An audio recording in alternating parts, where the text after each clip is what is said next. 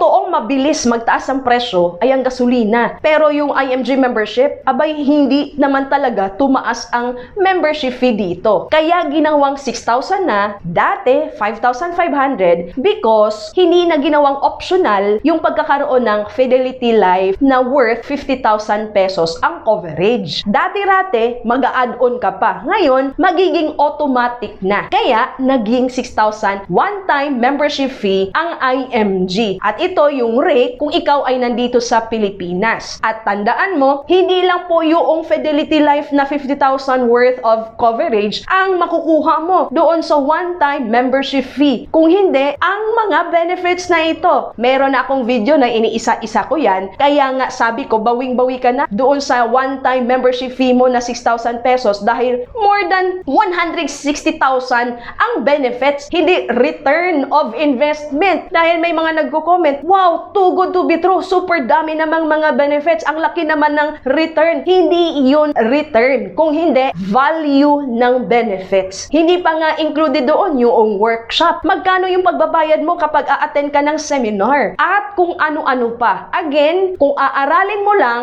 iintindihin mo lang talaga, napaka-affordable noong IMG membership fee dahil super dami at talaga namang importante, magagamit talaga ng isang tao ang mga benefits dito. Kaya kung nais mong maintindihan pa anong meron, paano makatulong si IMG sa'yo, just let me know so that I can guide you.